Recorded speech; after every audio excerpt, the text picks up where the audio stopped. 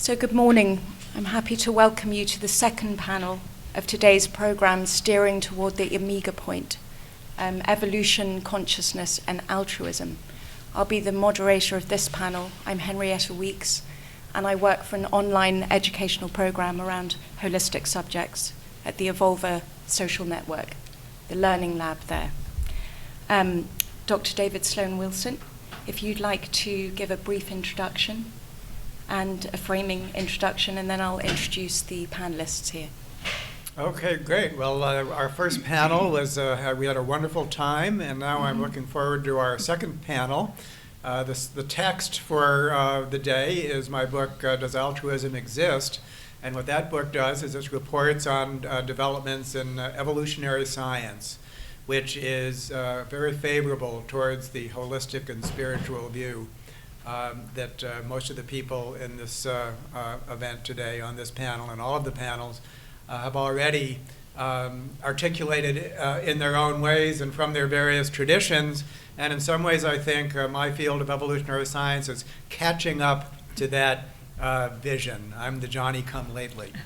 And yet at the same time, the integration of the science and of the philosophical and spiritual traditions, of course, there's much work to be done. And so without further ado, I think if you could introduce our panelists, we can dive right in. Absolutely. Okay, great. So we have Dr. John Thatanamil, who is the Associate Professor of Theology and World Religions at Union Theological Seminary. Dr. Anne Clayson, in second position there, clergy leader of the New York Society for Ethical Culture, our hosts here today. We have Doug King, who is president of Presence, an integral think tank on the future of religion. Richard Boel, author and integral thought leader from the Center for Human Evolutionary Change. And Reverend Deborah Moldo, founder of Garden of Light and representative to the United Nations of the World Peace Prayer Society. So this panel has been presented with the three questions as before, framing the importance of altruism in the process of evolution, design principles for global change based on altruism, and concerning this global emergence of a heart or higher intuitive intelligence. So we'll start with you, please, John. Thank you. It's great to be here in such an august company. I'm grateful also to learn something about the Society of Ethical Culture, our hosts. First of all, let me say that David's book is an astonishing intellectual feat for the sheer range and variety of fields it covers, including evolutionary biology, religion, economics, politics, and many other fields besides. Any way of speaking about such a large intellectual project is bound to miss a great deal, and that's why everyone should just buy the book and read it. With that coda, let me offer a few thoughts. As a philosopher and as a theologian, I have long been weary of the incessant battles between atheists, particularly the new atheists, and their imagined opponents, who are often characterized by people like Richard Dawkins as a scientifically illiterate, intellectually challenged group of fundamentalists. The animus against religion in general, and Islam in particular, an astonishing number of the new atheists are manifestly Islamophobic, is, I think, an impediment to a richer and fuller conversation that we might be having between the sciences and religion, and particularly evolutionary theory and religion. I am tired of the arguments that all religion is bad, but one is especially so. David's book is blessedly free of such simplistic, reductionistic, and dismissive attitudes towards religious traditions. The real questions he would have us foreground are about how religious thinkers, and just about anyone else committed to altruism, might collaborate toward generating deeper measures of altruism in communities at every level. That is the pressing concern and challenge, and not a time and energy depleting battle between scientific fundamentalists on the one side and religious fundamentalists on the other. So I think we owe David a profound debt of gratitude for showing us how to move beyond that kind of zero-sum battle. I hope we can talk about that on the panel. Also at the heart of David's book, and this is for me a tremendously important issue as a philosopher and as a theologian, is the book's call for us to begin to think organically rather than atomistically.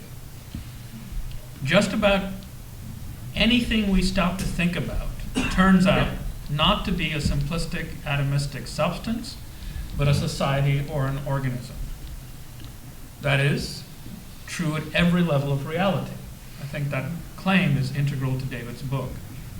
I read David's work as part of a larger shift away from thinking of reality as composed of isolated substances or monads that may contingently, if convenient, interact with other monads. That view of reality has come to plague much Western thinking, and I think is fundamentally false. And David's attention to groups as complex organisms is an immensely important corrective. Here I'm struck by the resonance between David's work and the recent work of Kriti Sharma, a microbiologist at UNC Chapel Hill. In her book, Interdependence, Biology and Beyond, she writes, "By and large, we think that interdependence just means independent objects interacting. We say things interact strongly, weakly, reciprocally, sequentially, and so on, but their ultimate independence from one another remains intact." Against this view, she argues for a fundamentally different and new step. Quote, "To get to a thoroughgoing view of interdependence, she believes we must move from thinking of things in interaction to considering things as mutually constituted. That is, as viewing things as existing only due to their dependence on other things." I think that's a wonderful way of integrating many of the philosophical themes that I see as underlying David's book. And I think making that shift is a profoundly important move for us. Finally, a note just on the notion of heart wisdom. I think that is fundamentally an important notion. I prefer to speak about binocular wisdom, the capacity to see the world through more than one set of intellectual lenses. In my case, usually more than one set of religious traditions, and to integrate into one what is seen thereby. And I think really this needs to happen across religious traditions, but it also needs to happen between religious traditions and scientific communities. Showing us just how we might get there is a profound contribution of David's book, and I'm immensely grateful. Thank you so much.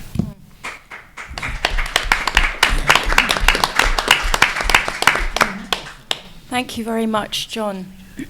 So, Anne. Yes, okay, Thank you. Well, I also very much appreciate your book, and I appreciate the respect that you show for the layperson. I think I told David earlier that I have a certain exposure through my college education to statistics and science and sociology and biology, etc. But I'm aware that there's a great deal here that I don't understand. And so what I appreciate about this so much is this is a book that's written for everyone. This is for all of us. And it's written in terms that even I can understand. And I think that's so important because ethical culture was founded by Dr. Felix Adler, who was a philosopher. He taught at Columbia University, and indeed his son, Horace Freese, started the religion department at Columbia.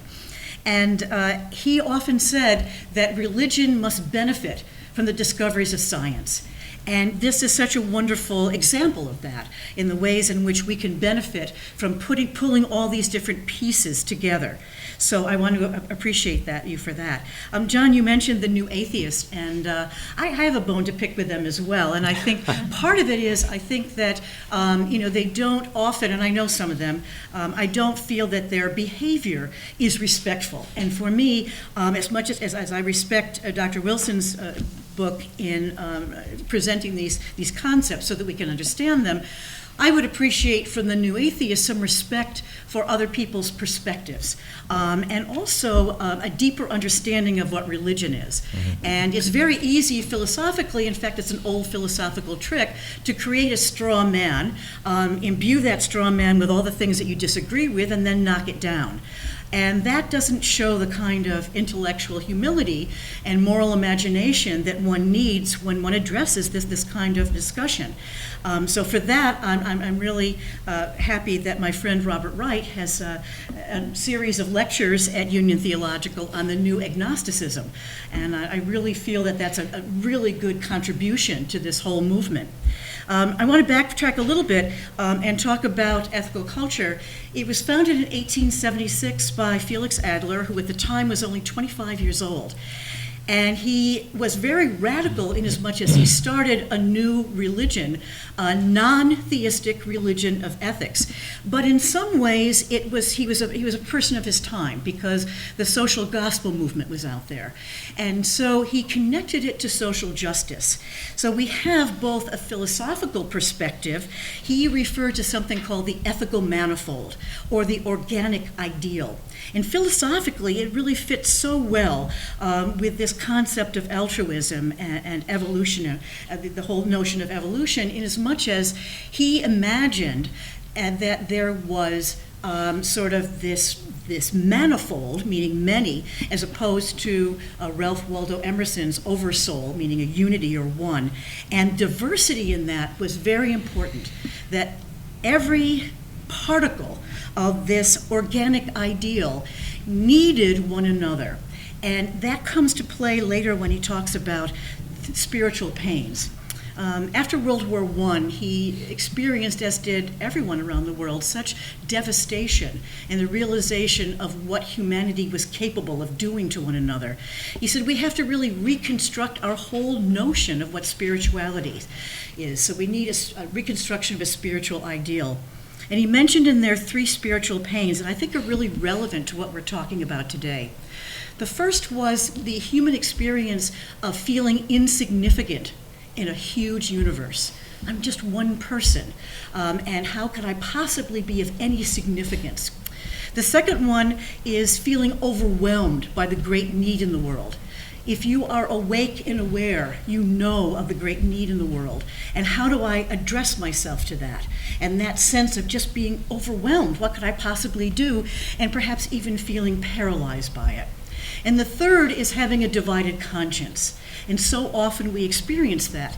We know people, maybe even ourselves, have experienced being in a position where we want to do one thing and yet we are conflicted. We need to put food on the table, a roof over our head, education for our children. How do we reconcile that? And so what he did, and I think it has so much in concert with altruism, he said, first of all, recognizing that even though we are small, we are not insignificant, we are unique and irreplaceable, and actually necessary to the universe. I love that notion that we are necessary to the universe. The second piece about being overwhelmed is we can't do everything, but we can do something. And we can do something with other people in social groups. When he was once asked, why don't you have a sacred text? He said, well, we practice our religion in social groups. How better to learn how to be an ethical person than to be interacting in a group, get the feedback from someone else about your behavior, and then act in a better way, putting deed above creed. Lastly, the divided conscience is what he calls the supreme ethical rule. Act in ways that elicit the goodness in others. And when you do that, you elicit the best in yourself as well.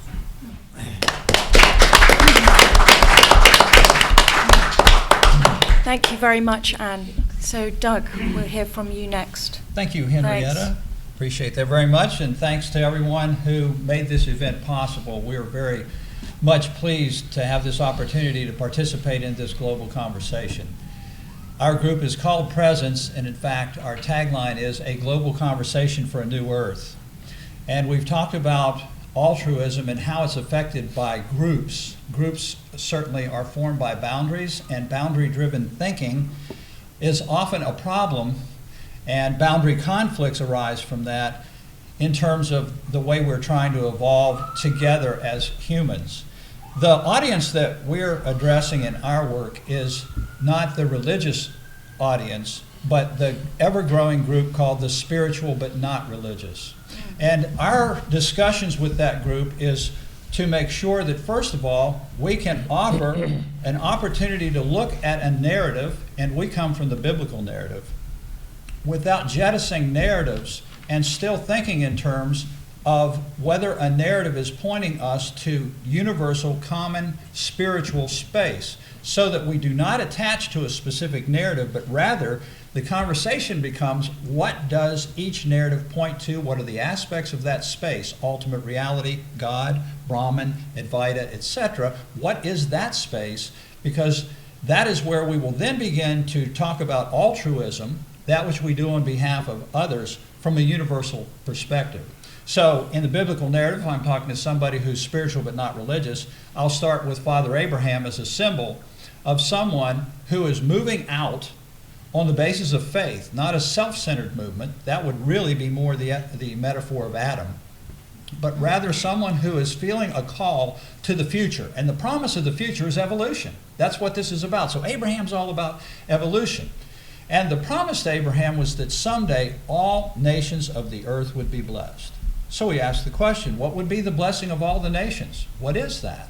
And how does that evolve through the narrative? Now I get to see how spiritual evolutionary consciousness is taking place actually through history, from the tribal to the feudal to the traditional to the modern, postmodern, and now into what I would understand to be integral or all in all God space. And so when I get to the teachings of Jesus, I'll find that he is modeling a death to self-centeredness, that his action is altruistic because it's to model on behalf of aspects of life, even though there is no benefit to him, and in fact there's great loss in what it is that he has to sacrifice. And then I come to followers such as Paul, who come from a tribe called Benjamin, the tribe of Benjamin. Well, that's very boundary driven. It has to do with ethnicity, it has to do with culture, it has to do with his religious background.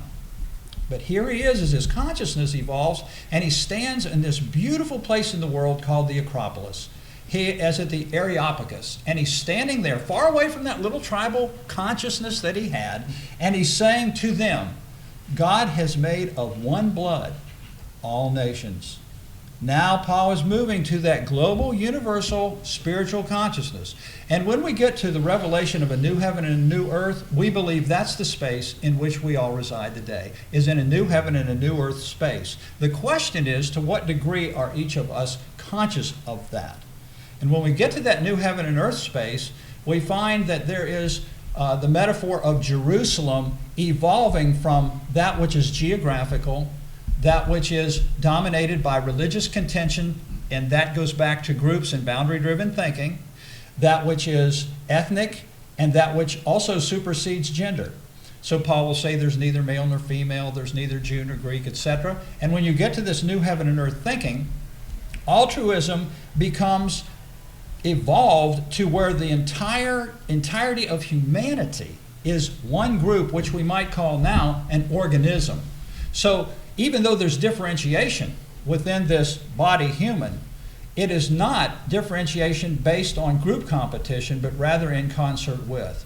And so when we move to trans-narrative space, which is the space that we see as new heaven and earth space, we're moving to an all-nations approach.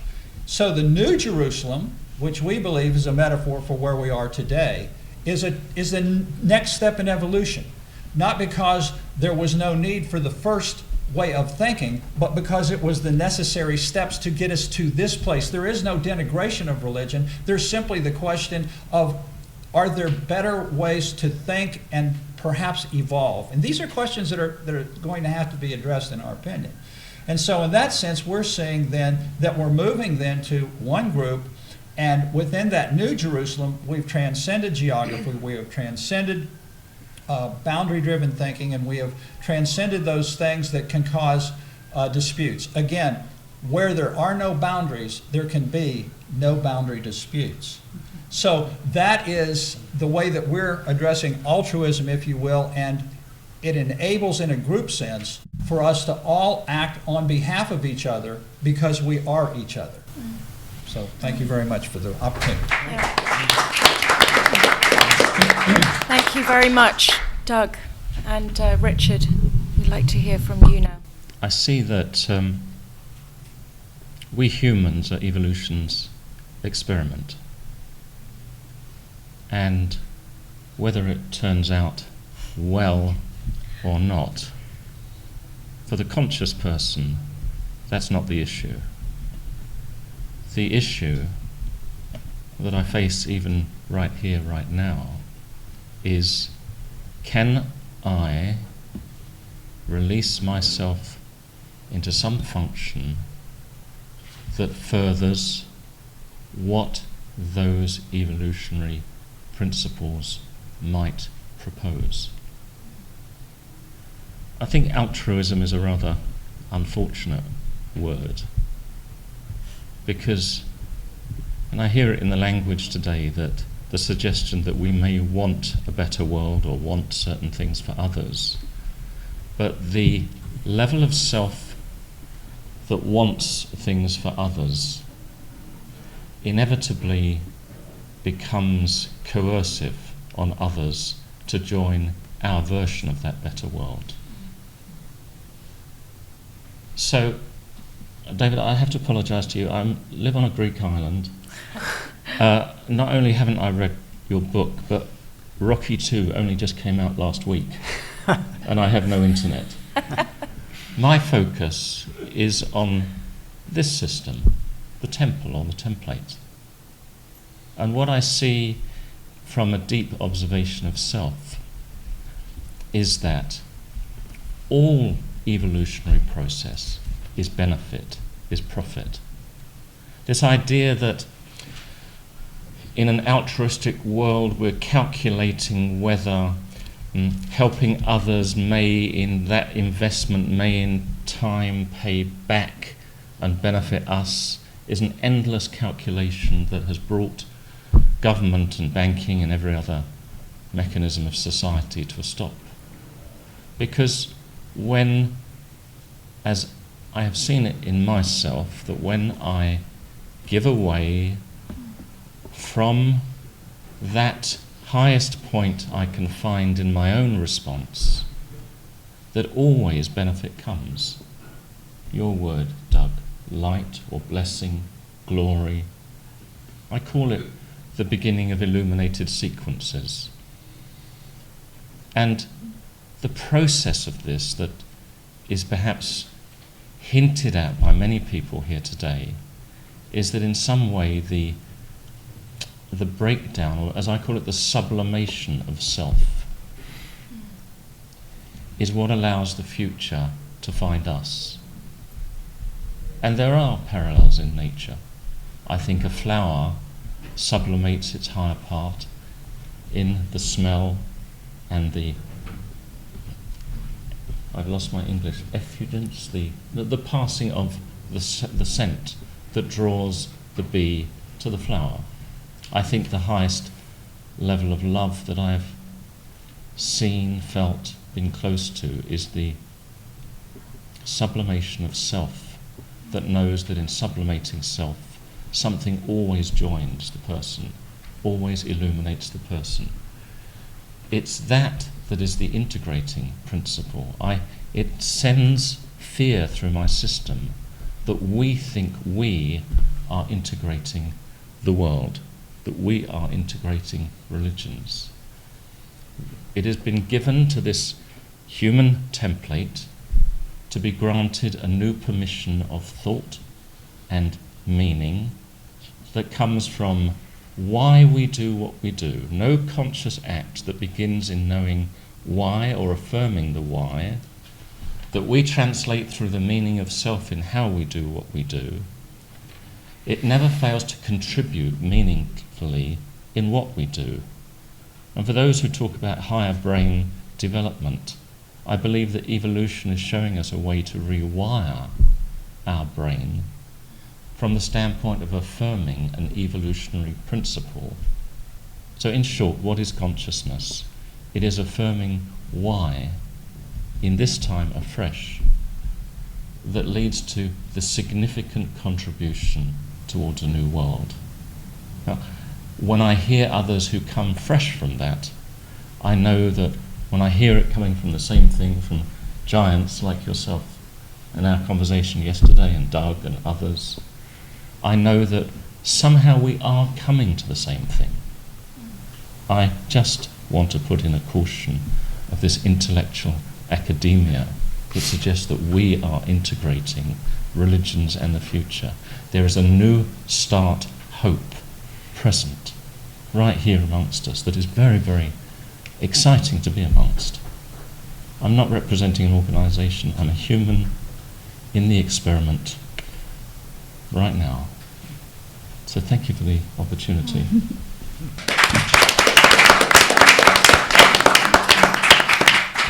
Thank you very much, Richard. Thanks indeed. And Deborah, we'd like to hear from you last of all. Thank you. Yesterday, I saw a photograph of two lovely gray whales that were found beached with their stomachs filled with plastic. We are in dire straits. Dr. Wilson's book, Does Altruism Exist?, opens an important conversation at this critical moment here on planet Earth.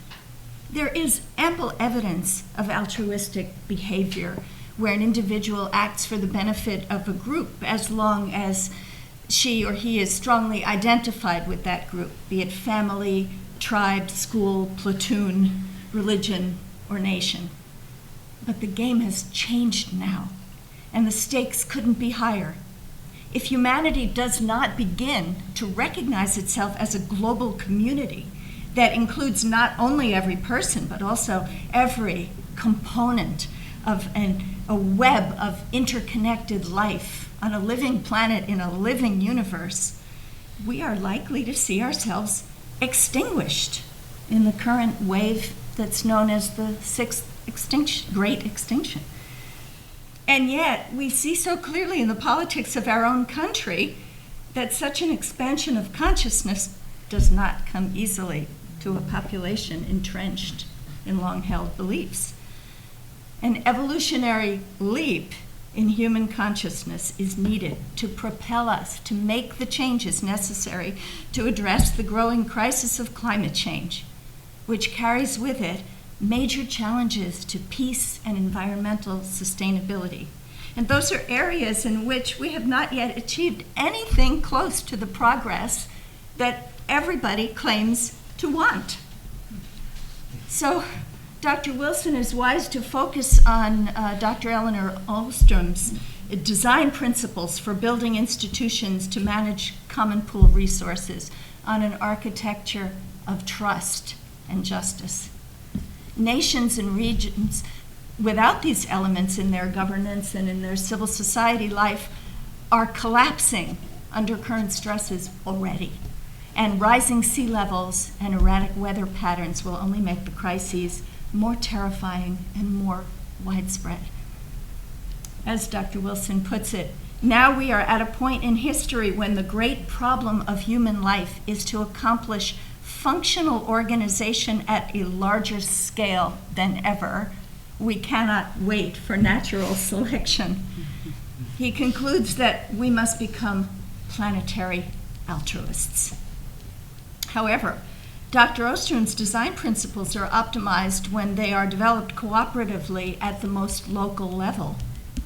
Can they be successfully scaled up? At the international level, the United Nations has striven for 70 years to bring its member states into agreement. Yet disarmament and sustainability still seem a long way off, as national interest continually trumps global concerns. So, what must we do to awaken the planetary altruism that Dr. Wilson prescribes? How can we steer a Titanic-scale multinational culture that has flourished based largely on individual ambition toward actions that will at least offer the possibility for human life to continue on this beautiful earth for 7 generations into the future? We need not only a massive transformation of consciousness, but also the expanded creativity and innovation to address the issues facing us. We, all of us who are already informed, caring global citizens, we still drive cars and discard plastic containers because we're enmeshed in a way of life that is heading for the iceberg. And even that metaphor will soon be extinct. But there is a piece of encouraging news. The evolutionary leap that we require is already happening. We don't know how to save the whales, but we do care about them and we do feel their loss. We care about the victims of wars and disasters on the other side of the world. The heart of Europe opened to admit hundreds of thousands of refugees from the Middle East, unprecedented for such traditionally closed societies. So will this evolution of the heart open into a new phase of human development? Perhaps the one that the integral thinkers call the second tier? There is an emerging global spirituality that transcends the diversity of religious practice and that is coalescing our common values. This evolutionary leap is spiritual, it is monumental, and like the rising sea, it cannot be stopped. So thank you all for your part in it, and may peace prevail on earth.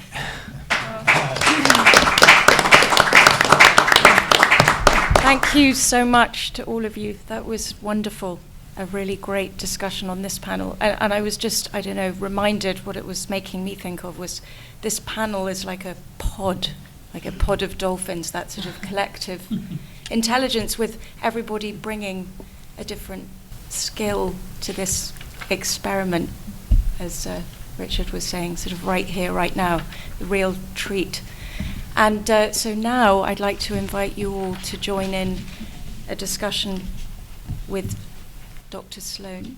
And, yes, Dr. another Wilson. feast that we have only 20 minutes to discuss.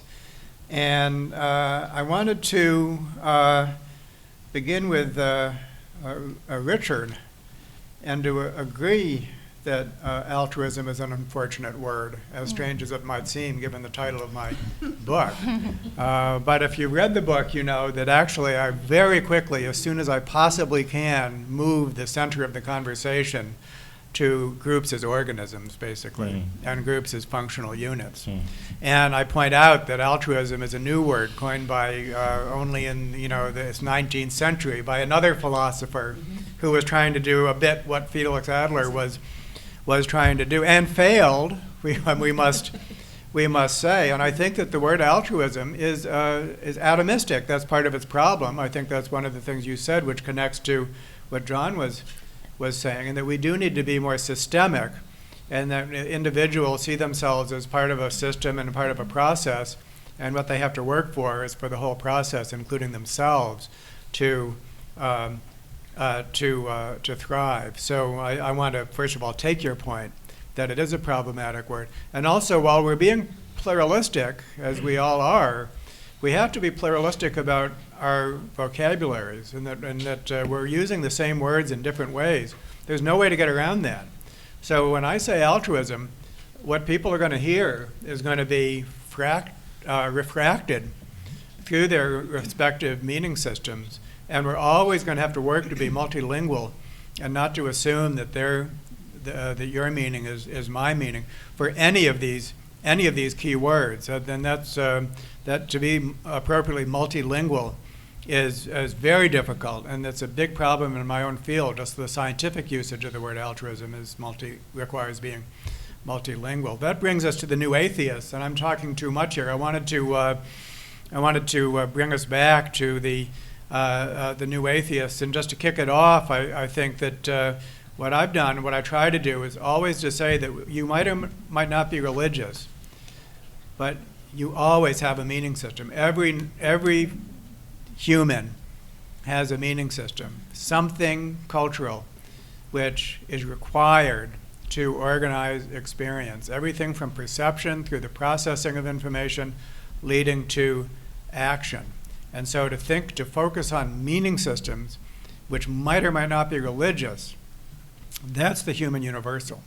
And so if I could just invite more comments, because that was clearly a major topic, and let's have a little more conversation about that. Then I want to turn the conversations to groups that work. But let's have about 5 minutes of conversation on meaning systems, and religion as one kind of meaning system. Who would like to begin? I'll jump in because as you were talking about the definition of altruism, I immediately thought about the definition of religion because ethical culture is a non-theistic religion of ethics, very similar to Buddhism. So we put the emphasis not on belief but on behavior. And when we try to put that out there, we get, especially from the new atheists, we get the pushback of no, this religion is the worship of a supernatural deity. And I say, well, read past that first definition, and why don't we be a little more, understanding of what the reality on the ground is. So I think language is indeed, and vocabulary is indeed a great impediment, especially when you deal with people who don't want to open up to the possibility that there might be other definitions. So another thing that I appreciate about your book is the sense that you say we need to come at it from different perspectives. We need to understand that there are different perspectives here, and you're bringing up the issue about paradigms. So people operate in different paradigms. So the paradigm that I'm working in is that it is possible to be religious and to not worship a supernatural being, but rather to see, SBNR, spiritual but not religious, to see one's spirituality in the relationships among and between people. So to me, what is sacred and what is holy is the way that I treat other people. And the way that I help as a leader here to organize our activities, to organize our programming, towards that end. Great. John? I've been influenced by the work of one of my teachers, Peter Berke, who is a sociologist of religion. And Berke actually argues on evolutionary grounds that human beings have become the kind of creatures who are unspecified by birth to any particular local environment. That is, the evolutionary processes themselves have generated a creature that doesn't have a tight fit to a particular local place. That's true. And it's precisely that impulse that has generated a creature that wants to know where it is, but where it is no longer local. But as some of the language that's been used earlier, even cosmic. That is, we want to know where we are on the largest possible scale. And I do think a sort of truth-seeking orientation is generated thereby. I think that's one of the functions of religion. My own language is that to be religious is to seek comprehensive qualitative orientation. Comprehensive is about scale. Qualitative is about the nature of our being here, such that we can attune our affect appropriately. What is worth desiring? Should I adopt an attitude of resignation or investment? Those kinds of questions about what it means to orient our desiring rightly at a comprehensive scale is what I take it means to be religious. And I agree with you that figuring out some sense of comprehensive qualitative orientation is a human, evolutionarily driven project, and no one evades it. If I could insert, basically, that first of all, it's very eloquent, and both of you. But what a meaning system has to do is result in action.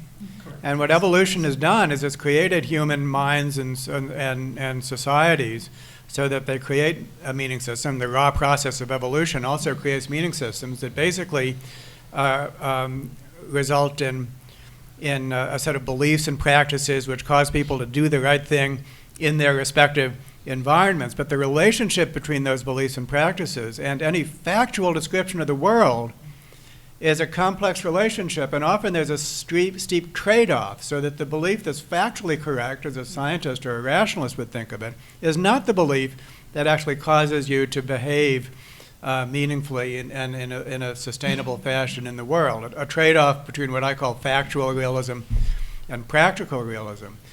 One of the reasons that new atheists love to hate religion is because they think that religions are full of these adaptive falsehoods. But I'm here to say that all meaning systems are full of those adaptive falsehoods, even the secular ones, not least the new atheists in their false statements about religion. So how do we actually manage, how does any meaning system manage the trade-off between factual and practical realism, knowing that in a modern age we need to respect the facts of the world more than ever before? Yeah, then I would just add, in terms of some of the things that Anne was saying, in terms of theistic or spiritual but not religious, again, we're talking about boundaries and groups here. We're talking about, are you an atheist, or do you believe that there is a spirituality from which all of this emerges? What we like to focus on then, therefore, would be a trans-narrative approach, which simply says whether you're coming from an ethical narrative, or whether you're coming from a scientific narrative, or whether you're coming from a spiritual narrative, what is the space to which that narrative points? In your work, Dr. Wilson, you have this amazing pro-social network that has actually manifested action and therefore is making a big difference in the Binghamton community. And so you beautifully put in your book the comment that if Dr. Wilson is doing this from a standpoint of what some might call secular versus someone else is doing the same thing from a standpoint of what they call spirituality, his point in the book is, isn't that a bit like asking, do you want to be paid by check or cash?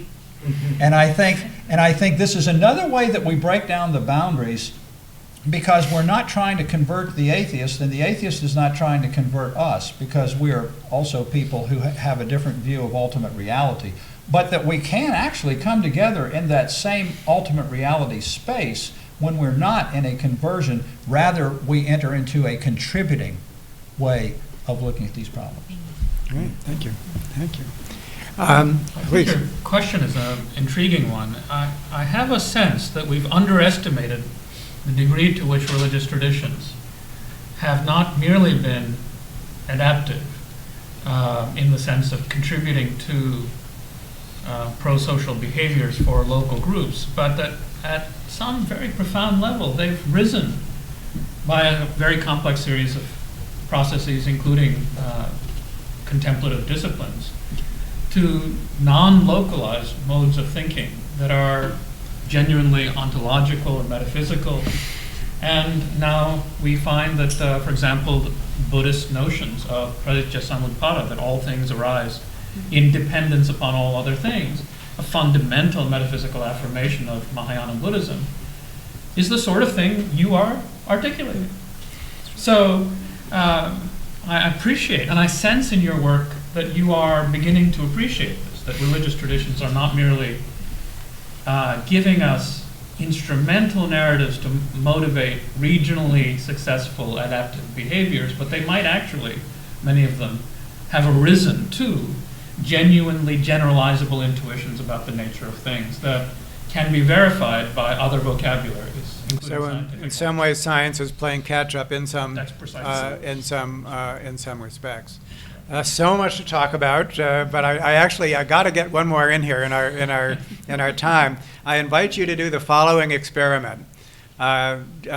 Use humanism as a search term for Google Images, and then evangelicalism as a Google search term, and then count the number of people in the images.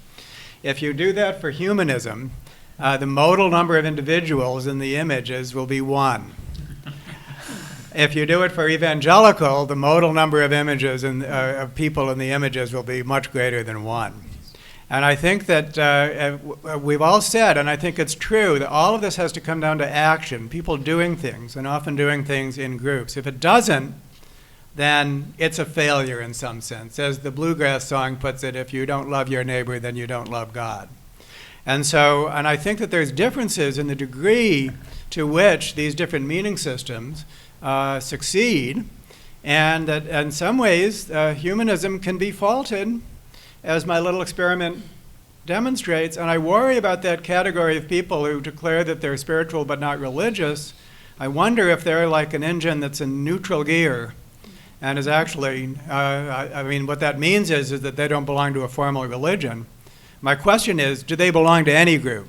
This is why we, if I can Sure. respond to that, This is why we are saying to the spiritual but not religious group that the narratives, which have traditionally been interpreted as a religion, that the narratives can be interpreted as rather the evolution of spiritual consciousness, so that you get the structure of human evolutionary understanding of that which is ultimate reality, and the biblical narrative that is called God. So for myself and the things that we do, we're very deeply committed to the study of a narrative and the way that it acts in history and the implications and ramifications of it, so that we're tethered. We're not just floating in some general New Age, I don't know what it means. Really spiritual but not religious, in many cases, is actually spiritual because of religion. And so it's more of a reaction against something than it is something that they stand for. So I think narrative, again, I come back to narrative. I don't have to interpret a narrative as an identity, because when I attach to a specific narrative, then I have an I am statement. I am a, and I'll fill in the name of a religion or something like that. Now I've defined myself in terms of a group that stands in contrast to other groups. And so what we're saying is that we evolve. What if our I am statement has to do with we are all children of what we understand to be that ultimate reality? Yeah. I'd like to speak to this question as well, because when I contemplate this, what I see as the emerging global spirituality, this includes people who are deeply religious, who come out of a particular religious community. It includes humanists. It includes the nuns, the spiritual but not religious, and it also includes atheists. Yes. Because I really see something else happening that is beyond all of these separations. We are starting to agree on some very basic beliefs, actual hard and fast beliefs that we didn't agree on 20 years ago. This is new. And the whole idea of seeing the entire human family as an expression of the divine or the greater intelligence is a view of this emergent organism of humanity that can finally see its home planet floating in space and have that sense that we are in fact one. And this is happening just at the moment when we're in this tremendous crisis. And I think that you're right in stating that meaning is a big part of the crisis. You know, the crisis of meaning that the churches and the different religions provided an answer for when just how to survive was still the main objective of any person or family. And now we live in this world we're so distracted by so much complexity, but so many of us are living comfortably, not having to think about our immediate survival. We need the vision to pull us forward to this next stage of our evolution. I mean, this is what's lacking in our political process right now. And at a moment when every institution that humankind has built on the planet now is at the end of its paradigm and needs reimagining and to face a different world, to create from our deepest and highest potential a world that's very different from the way we're living now, that this common spirituality that's coming forward, where we truly see one another as equals in every sense of the word and can treat one another with respect and encouragement, that to me is the hope of humanity. I was just sitting here thinking that, and I don't know if you agree with this, but that being born itself is an inclusion. It's one, and I think you touch on this very profoundly, it's one that is not easy to integrate and align to, because it creates a very great fear. As an example, we are small in greatness. And those sequences of fear prevent an illumination that is profound waiting to appear, which is that if we perhaps go beyond that fear, we see that it's actually a uniqueness to be here, and that belonging is the core of religion, to which all other religions have attempted to express in one way or another. So we are clearly at a phase where we're bound by fear into, what's the word you use, like enclosures, and yet the sequence hasn't really played out yet.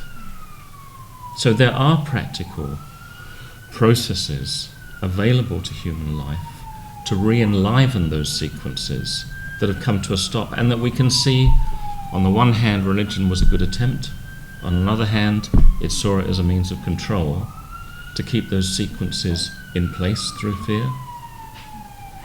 I think one of the responsibilities we have being here is to explore into the unknown of this, and not to keep telling each other the known.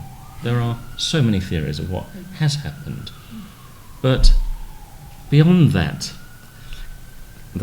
truncation of that sequence are riches yet to be found.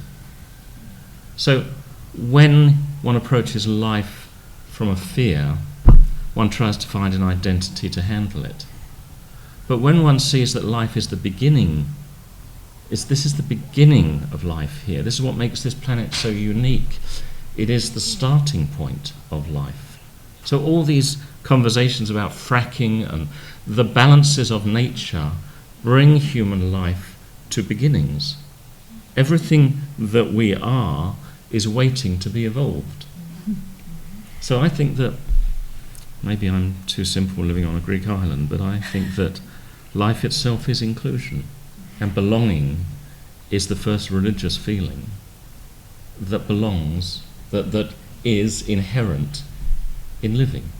Now, maybe to adapt Ken Wilber's saying, it's not perhaps grow up, or is it wake up, grow up? It's wake up to grow up. That it's a sequence. And when I heard him say that, I just wondered what more might be fruitful in seeing that as we wake up, we grow up. And that the fears that we have, which perhaps we can even talk to each other about, not in emotional ways, but in very unique plasmas that allow us to go beyond it, may release a new part of the genetic of human life, which we're coded to unlock in our evolutionary consciousness. Yes? I think very eloquent. Thank you very much. I think a point that it raises is that all species, including our species, is prepared for a range of conditions, from fear-inducing conditions to conditions of safety. Yes. And the human mind works very differently under those different systems. And so if you create an environment of fear, whether it's a psychological environment or a real-world environment, the human mind and the cultures created by that mind is going to be completely different than and I think that we're all recognizing what you're saying as well, is that modern culture has become masters of fear. Exactly. And of course, many cultures incorporate fear to chase you into a zone in which you feel safe. So that's part of the design of many cultures. So much to say. And so I'll just say one last thing. I was in a taxi yesterday in New York, just a New York experience, and it said, if you assault this taxi driver, you will have 25 years imprisonment. And I hadn't even contemplated it before that.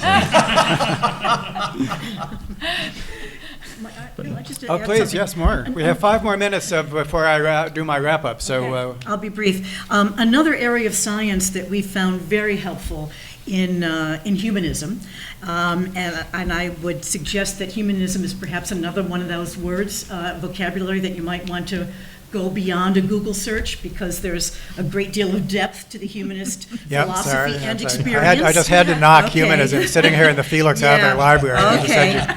Anyway, brain cognitive science, and we have learned so much from that. And when you talk about fear, Richard, that's something that I think that the study of brain cognitive science and the understanding of how we have evolved as a species, and also how we develop as individual human beings, brings a lot to the table, brings a lot to our understanding of that.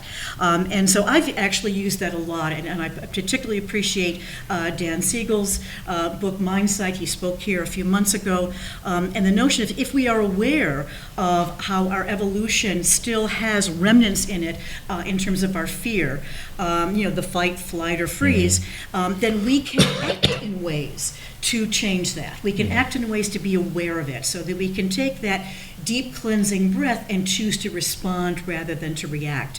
So I think that's one of the practices that we like to do here, and we like to learn about it. And again, being founded in science and not in not in something else.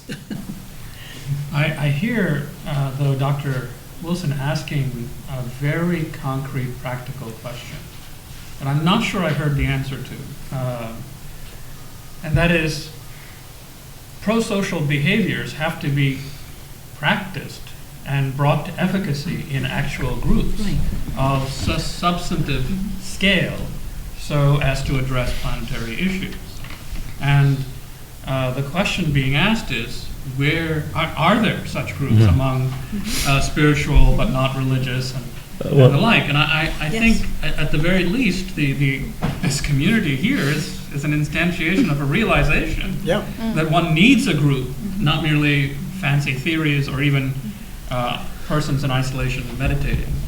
And that's a very significant question for spiritual but not religious persons, and also for people who are, like me, members of traditional religious communities. My own sense is that something like the discipline of communities, together with accountability to other communities, is and other languages and other conceptual schemes is really important. So what I take my work to be about is a kind of cross-training in the disciplines and insights of more than just one tradition, while remaining more or less grounded in one. That is another way of addressing some of the scale problems, but there are people who just don't feel comfortable within any traditional religious community, and that is a reality, and I can't sort of wish that away. I can share in your worry as to whether persons who are so dissatisfied will come together in sufficient numbers to make a real difference. At present, it remains a hope rather than anything that I've seen evidence as actually occurring. And that's why I share your worry. Yeah. Well, just because you don't hear it doesn't mean it hasn't been said. Well, not just said, but enacted. No, enacted. And I give an example is that there's great meaning in being able to observe one's fears. And there's great meaning in being able to observe them in the safety of others who understand that observing it is to allay and neutralize its influence on the human race.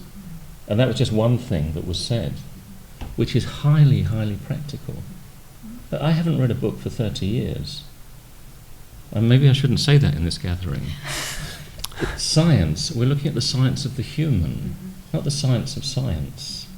It's being spoken about right here, right now. There's attempts made by every person to come to terms with these very issues inside oneself. Finding exterior models can be useful, but only to find the sequence inside oneself. So yes, I wouldn't be honest to the purpose of this gathering, and of course that's a struggle too, because my well-brought-up Englishness would not want to confront anyone, and I hope you understand it's not you I'm confronting. It's that we don't create another myth between us, that there's nothing we're doing. We are doing great things together. And we're struggling to find the next bit together. And it's highly practical. Highly practical. And I feel more honest to say that to you than to sit here and think about my ticket back to Greece. I want to add one short thing to that, which is that the religions traditionally were the holders of meaning in society. And in our present society, we have many, many other ways that people are organizing for meaning. We see that at the United Nations in this just enormous expanding NGO community of people coming together to solve particular issues and move the conversation forward in various ways. And as Paul Hawken famously said, this is the biggest thing perhaps that's happening on planet Earth that hasn't become visible yet. Yeah. So I think people are organizing around meaning in tremendously altruistic ways, and that this is a very important factor in bringing us forward. Yes. Yep. Very Great. Very good. Well, thank you so much. I think we've come to So, the end do of I this have a, panel. Do I have a 5-minute wrap-up? Okay, good. Wrap that up. I know it's, I'm selfish, basically. I get to talk more than the rest of you. So that is. So I want to actually begin by saying that, stressing that my book is just a teaser, basically, for so much that is happening now, and that's what makes it so exciting. Part of what's happening is just straight up in the biological sciences. Before we get to humans, what's taking place often under the name of the extended evolutionary synthesis. Straight up biological research is very reminiscent of what John and others were saying about just departing from this atomistic, reductionistic view to a more systemic view. And a lot of that has to do with like toppling the gene as like this centerpiece. It's not the case that the gene is a blueprint. The gene is a part of a developmental system. And so departing from that atomistic perspective, I think, is part of what's happening with the extended evolutionary synthesis. And then when we see the part of that extends to human evolution, it's very much what we'll be talking about, that an individual is born into a system in which basically they have so much that they need to acquire that adapts them to their particular circumstances, and that's the kind of creature we've evolved to be, genetically evolved to be, is the kind that where we get most of our practices from transmitted through a stream of cultural information, and so that there's a cultural stream of inheritance which goes along with the genetic, often in a somewhat uncomfortable way. So there's so much out there that when it comes to catalyzing, I think we need to catalyze this, just basically this fertile interchange of information, and the more we can do that, the more good comes from it. And that it does come down to action, and so there's some sense in which if we're not actually doing something in groups, then we haven't succeeded yet. I think that provides a great opportunity to move forward.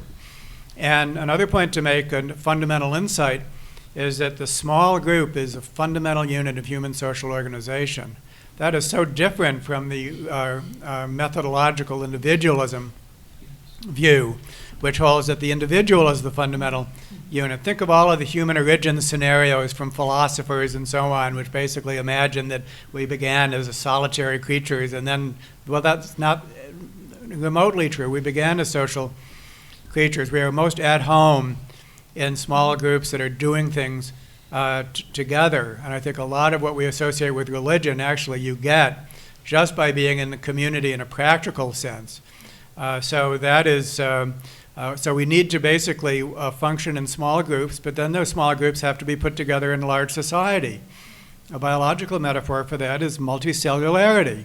We exist of trillions of cells that are working together to cause us to function as well as we do. Society needs to be like that. It's not individuals existing in large society, it's individuals existing in cells and various substructures that is required. And that biological metaphor dovetails with a concept that Eleanor and her husband Vincent Ostrom developed as polycentric governance.